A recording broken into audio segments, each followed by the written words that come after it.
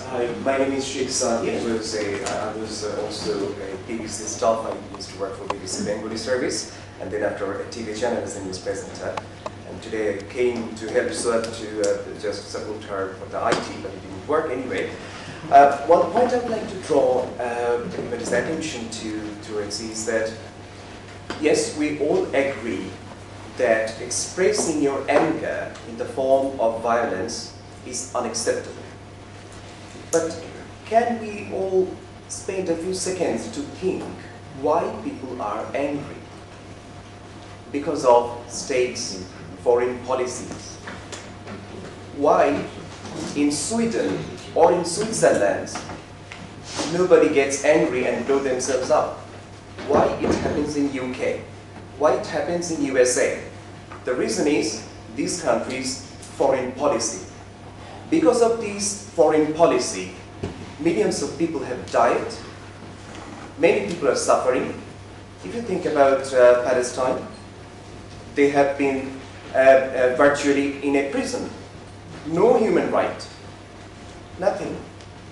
Pain is there. If somebody is an honest human being, he cannot tolerate others' pain.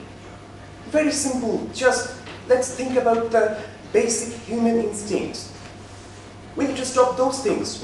We need to address those things. If we don't address those things, and if we provide jobs to these youngsters, it won't help. Either I'll have to be a very successful robot or a human being. If I'm a human being, then I will have to respond to others' feelings, others' pain. So I would like to draw attention that can we please think how we can talk to the policymakers, decision makers, and change the unfair policies. Thank you very much. The gentleman in the back. Yeah, thank you. My name is Akana Nwoko. I'm a writer. I think I'm very happy with the expressions the speakers made. But I'm trying to ask a question. Why don't we talk about the genesis of these problems? I think religion is a problem to our problems. Today, a woman cannot be allowed to be a chief imam in Saudi Arabia. Neither can a woman be allowed to be a pope. Actually, coming down to the question the last speaker asked, say, why don't we think about, why don't people not blame themselves up in Sweden and all those countries? Yes, because Sweden, Belgium, and France are not interfering in other people's countries. But I think Britain and America are interfering because they want to save some of the Arabs from the Arabs. Look at Turkey. Honor killing is still going on there. When the British intervene, then the people, the real Turkish people out there, they start killing the British. Afghanistan, why are they going there? No, there's nothing out there, practically desert. But the British people want to transfer their democratic ideas over there at a cost. I agree with you. I think they're killing a lot of civilians here, but they're there to liberate the people. Some of them are mad. Islam should be separated from the state. A religion that allows a man to marry 4 wives, for me, is an atrocity. It's atrocious and should be stopped. So let's think about the basics, the ideas, the origins of this problem before talking about the effects. Thank you. Thank you. Can I draw everyone back, please, to the theme of this discussion? And the theme really, again, okay, so we take the last question, but please let's stick to the theme, which is women against violence and terrorism, engaging in dialogue and diplomacy. Check in the back, please. Just like to say, actually, I think women can be very proud of the work that people like Women in Black in Israel have done, or the work in Liberia of the president. Personally, in leadership, I like to see both a male and a female perspective shown because it brings up many different issues that are missed. If it's just a man or a woman leading, often there's something missed.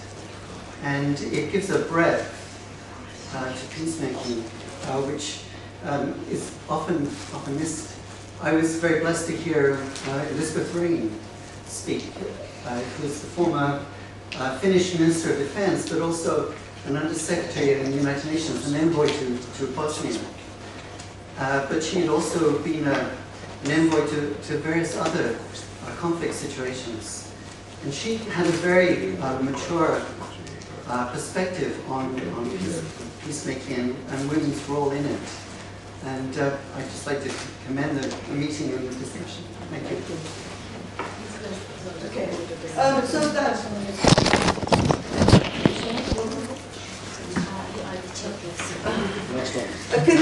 last one, make it really brief. Thank you. Yeah, I'm Dr. I'm very much impressed that this sort of gathering is taking place. I've been in London for the past 30 years and worked in various schools and run Family Education Helpline UK and Remember Africa works. Now, why I'm so interested in it is that I've seen it work, and I raised so many children in the UK, and I know when they start going astray. So, what I'm trying to find out today, mothers, I know you are very busy. Have you got time for your children to see when they are going to be radicalized?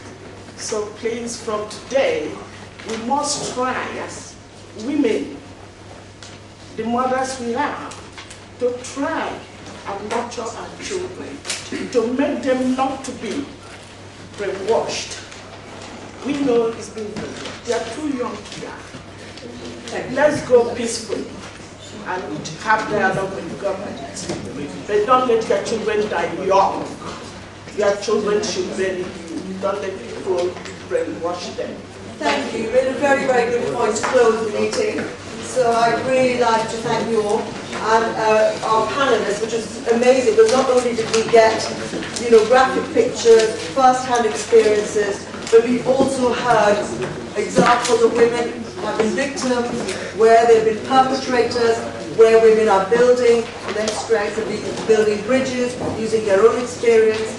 And so I think we've covered all parts of the world, and I must congratulate Suaad again for bringing such a wonderful group together. So thank you all very much. Thanks for coming. And please continue to